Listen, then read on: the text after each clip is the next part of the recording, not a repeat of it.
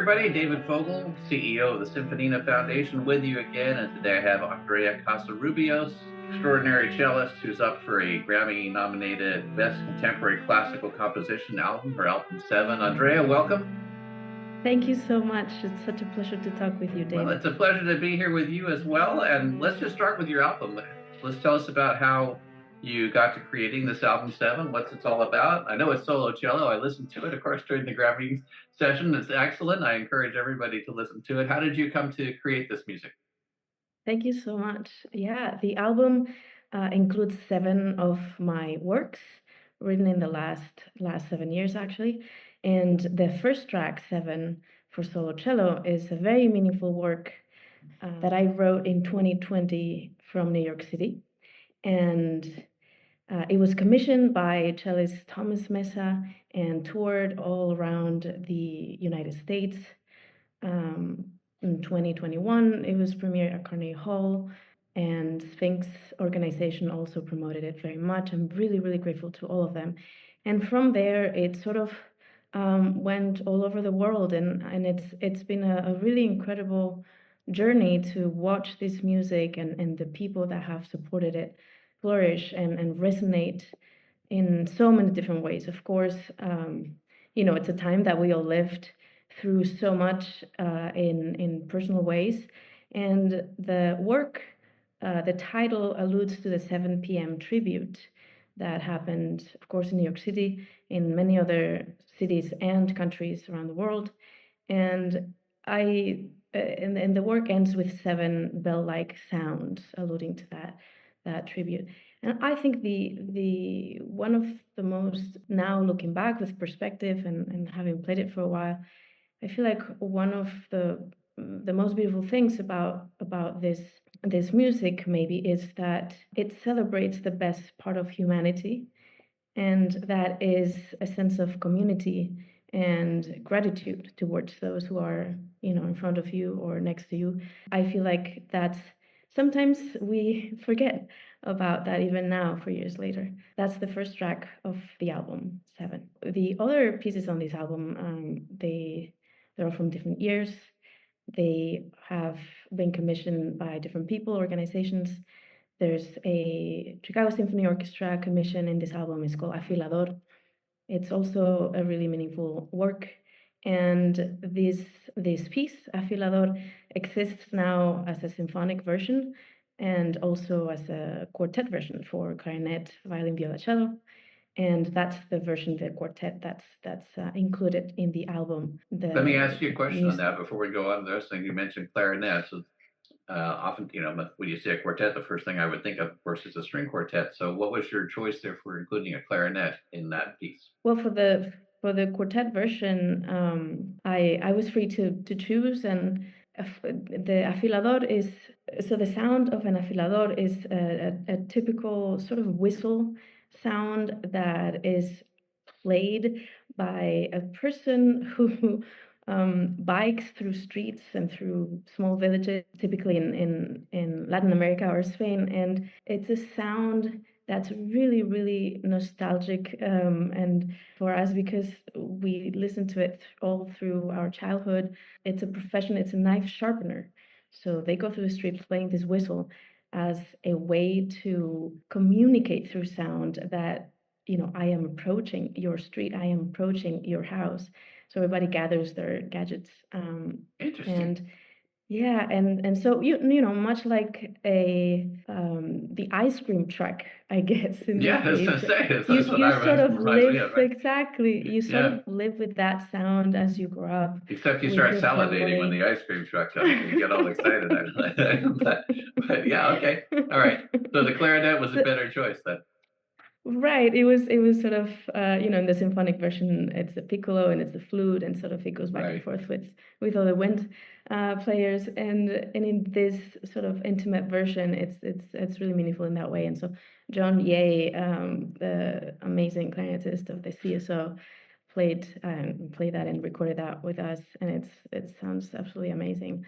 Charlie Post did the engineering, and the sound that he achieved is absolutely wonderful. I recommend it. Great. All right. Well, I interrupted you on your story about the other pieces on the album. So let's go back to the album What else is on the album? Right. So there's also, let's see, there's another piece for solo cello, second track. It's called Armadura.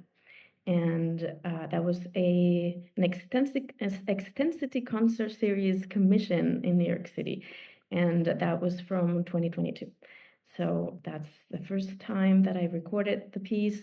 Is based on a writings of Frida Kahlo. It's something that she wrote in 1953, and in Spanish is La vida callada, dadora de mundos, which could be translated as the silent life giver of worlds, and sort of how, that it's inspired by that, finding that center in your work, in your life, and how it could be disrupted pretty easily, and how to protect that, and as well as how can we be vulnerable, especially in something like creating or playing music.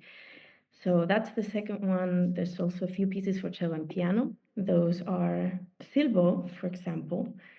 Silbo is inspired by whistled languages, and it's a fascinating topic.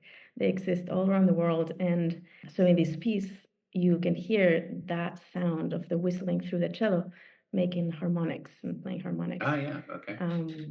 So that's another one. I didn't know that, but I listened to your work. That's good. Okay. All right. Yeah, that's the Silbo one. Mhm. Went into a lot of research before writing that piece. That was Mhm. commissioned by the Cello Repertoire Consortium in the States. It's a collection of universities and cello professors and teachers to expand the cello repertoire that's studied in conservatories, and so it was a wonderful project, and something I love playing in public. And also there's, to end the album, there's a piano quintet, and that piano quintet is in 4 movements. It's about a 20-minute work, and it is performed by Manhattan Chamber Players, an incredible group of musicians. And it is inspired by the central coast of California. Yeah. And that's also because it was commissioned by Chamber Music Monterey Bay, Mhm. and that's where it was premiered in 2023. And so we recorded it after that, and now in 2024. And Yeah, it's just beautiful up there, isn't it? Yeah, Yeah. it's stunning, marvelous part of the country. Yeah. So that's congratulations on all that, and congratulations on your nomination. We have the best wishes for you on it. Let me ask you a couple questions. You mentioned so many things there that were commissioned, and that's just awesome. I think a lot of people listening would be interested to know how you go about approaching people to see if they would like to commission something, or whether they approach you, and maybe your first experiences about getting into doing commissioned works, to give them some hints about how they might be able to explore that themselves.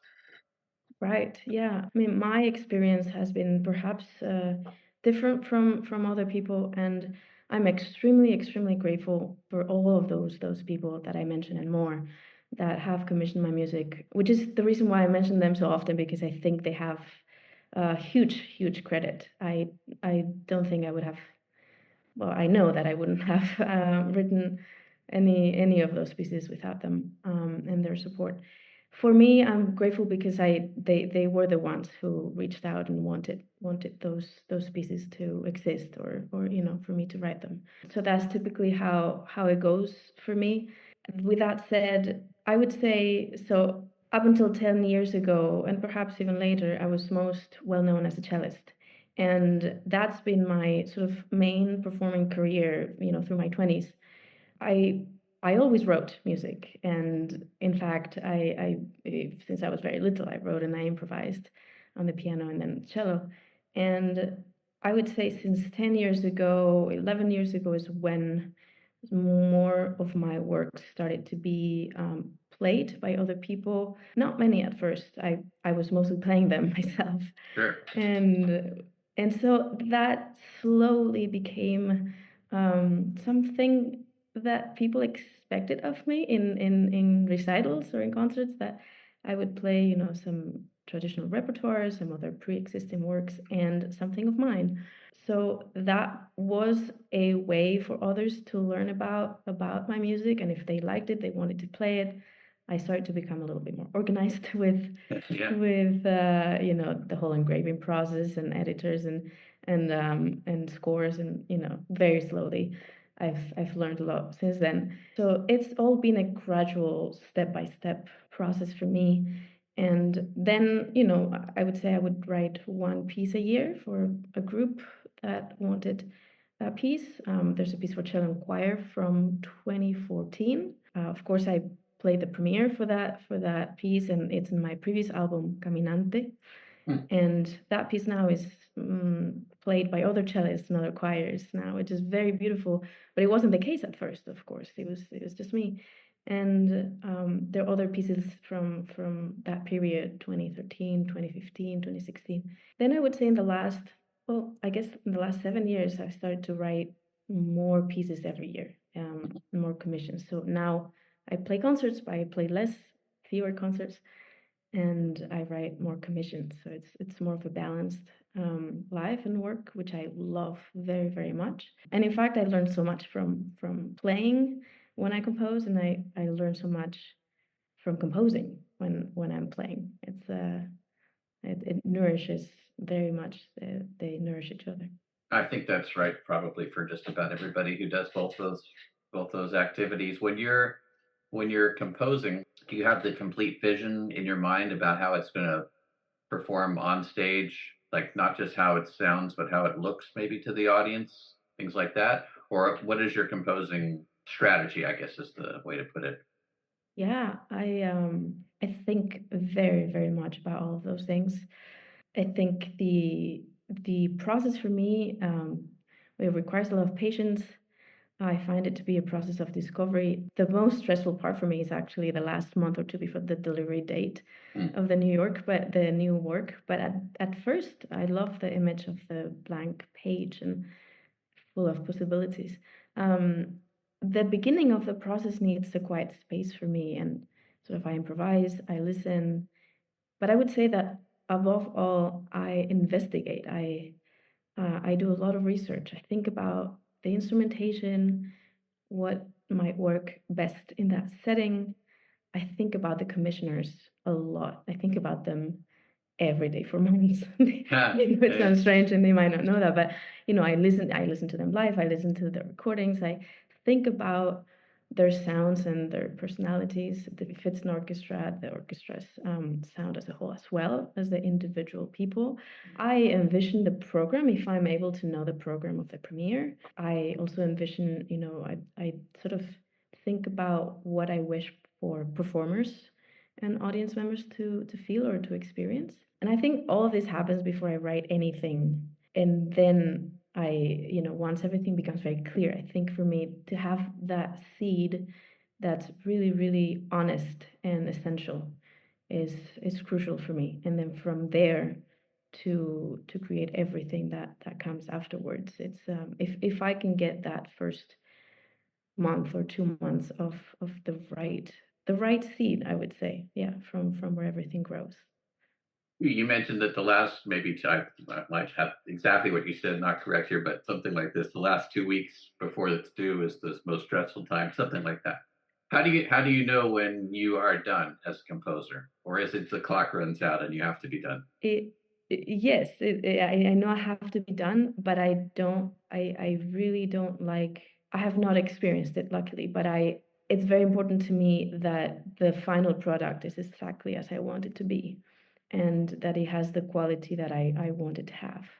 And so, because I know myself, and as years go by, I will continue to discover and know myself better. I know how much time it will take me to write a certain work, especially not just the writing part of it, to go through the whole process so that I feel like I can digest it in my system, and emotionally as well, before Mm. writing it.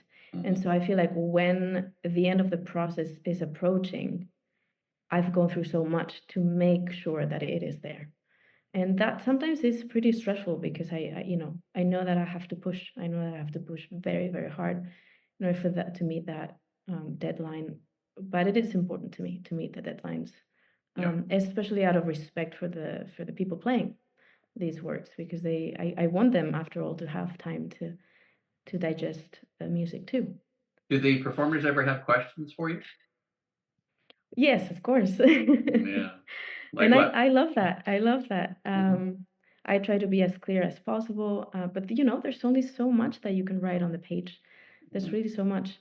And to be able to work with them, you know, whether it's in person or through a call, through Zoom, it's for me it's very important because I think just having that direct communication and contact, and sometimes I you know I even play back so that they can hear it immediately, and then like, oh yes, that makes absolute, you know, total sense. I think that sound sometimes is the most direct way of communicating, Right. especially for me. Right.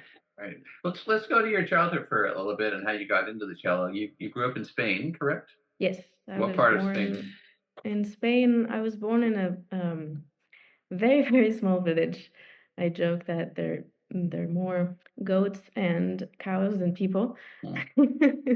It's a really beautiful. It's in the middle of the mountains, lots of nature, sort of remote from many other things. Northern, It's southern? called it's sort of in the middle, No. maybe about 2 hours and a half from Madrid. This Okay. this place where I was born is called San Esteban del Valle. And so, yes, that's where I spent the first 5 years of my life. My first instrument was the piano when I Mhm. was 2, and then when I was 5, I started with the cello. Actually, the school where my parents took me, you know, they it's a very simple life. They didn't have much, but they knew that music education was really really important. They loved classical music, and so they took me to this local school, music school that was part of the state, a public school. And for me, it was like magic, playing with sound, playing with other children um, through musical games. And I think when you have that creativity, when you have that spark and that joy, and you learn so much more with that kind of energy. I also had my first piano teacher, Maria Escribano, was a remarkable composer and pedagogue.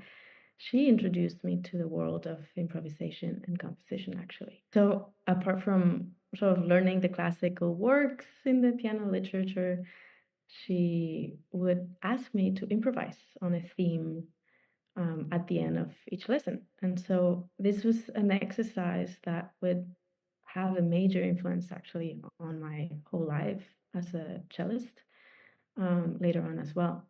Because I think it was through the act of improvisation and improvising that I began to discover new ways of listening during my practice sessions. You know, we can get so anal about all the details and all the things of this passage and this piece that we have. You know, it's really hard and it can be challenging for many, many hours. You're practicing your instrument and you're repeating and you're thinking and, you know, it can get exhausting. And I think it was through having a bit of space sometimes, and I would sort of improvise on some, I don't know, Mozart theme, then I would have that perspective, and then I would come back fresh to my practice sessions, and it granted me a deeper understanding of the works that I was studying for sure.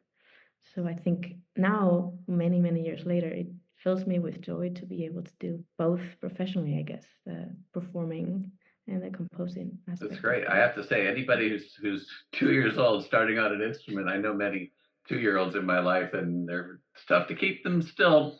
So, It really was. I you mean, know, I you don't know, expect it you to prob remember what happened when you were 2. That's usually beyond what most of us can remember. But you must have been a very patient young girl back then. So, I don't think I think I've worked on being patient throughout my life, but I think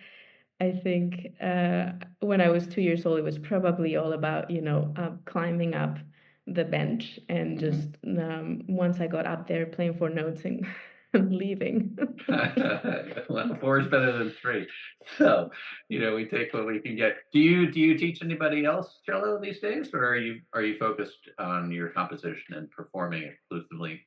I mostly am focused on the playing and the writing just because of time, but I do teach.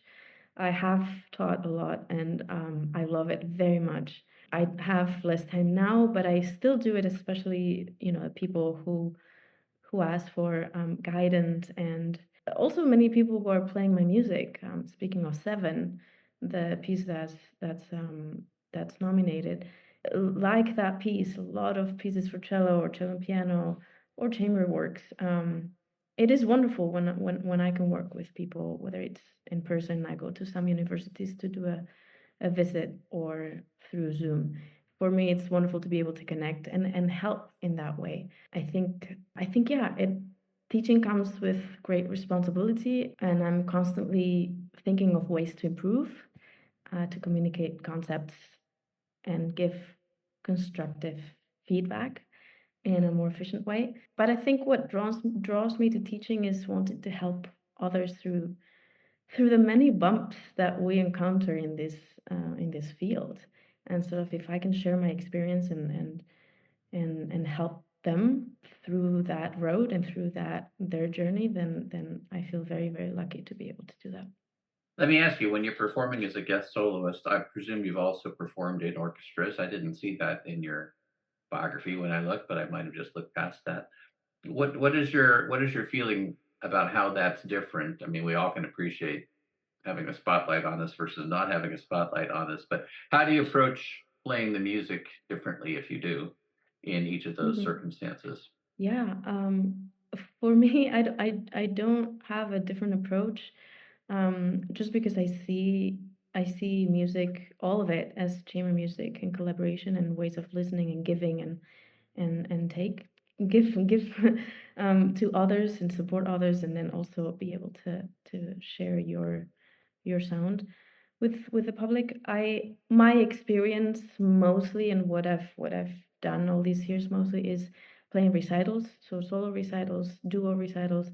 I do a lot of chamber music and I've played some concerti as well. So solo with the orchestra. I don't play in orchestra, but I love the repertoire and I love going to concerts to hear orchestras play.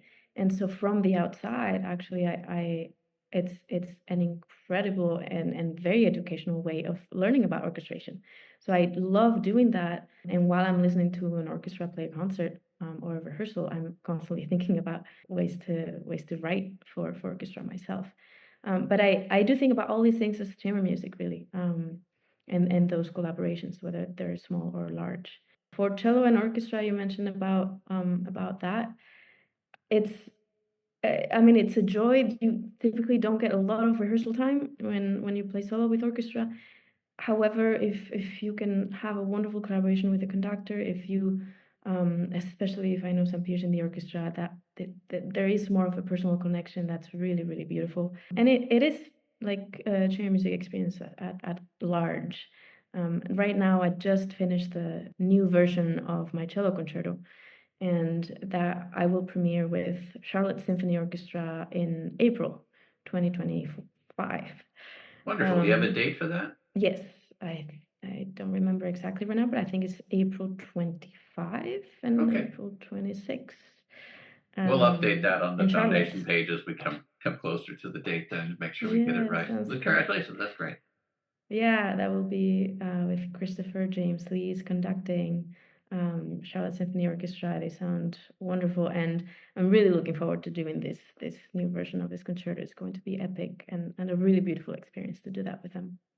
Well, that sounds like we know now what's coming up next for you. Do you have other compositional things that you're working on for 2025 and beyond? Yes, a few things. The ones that I can speak about in public right now, I would say I'm writing a 20-minute work in multiple movements for Atlanta Chamber Players. It's their 50th anniversary season in 2025, 2026. So I'm working on that, and it will be premiered next year. Yeah. Okay. That will be a great, meaningful work. Hopefully, I'm working hard on that. And there's also a Juilliard commission for the Carpetrova duo, and that's going to be a collaboration with Amanda Gorman on her really, really well-known and amazing poem, "The Hill We Climb," and that was their request that it was inspired by this. So I'm also working on that, and really grateful to be able to do that. She's an incredible, incredible human being. That sounds great, Andrea. Andrea, for people who want to get in touch with you, what's the best way to reach out to you? social media, I'm on just two, Facebook and Instagram, and that's just way too many for me already. That's about all I can do, It's not for honestly. everybody. But That's the right. best, the best way would be the website, the official website. That's the best way to reach. And there's someone who takes care of a couple of people who take care of certain things, but I receive they send me Okay, so already. your official So website is Andrea Casarrubios. yes, that's right. Just looking at it myself here.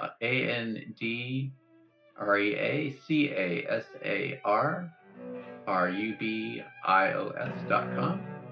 Correct. And on that, you have a contact link I see on your main menu, and people can reach you through there by just filling out that little form, and they'll get to you or the people who help you. Yes, That's they'll send it to me.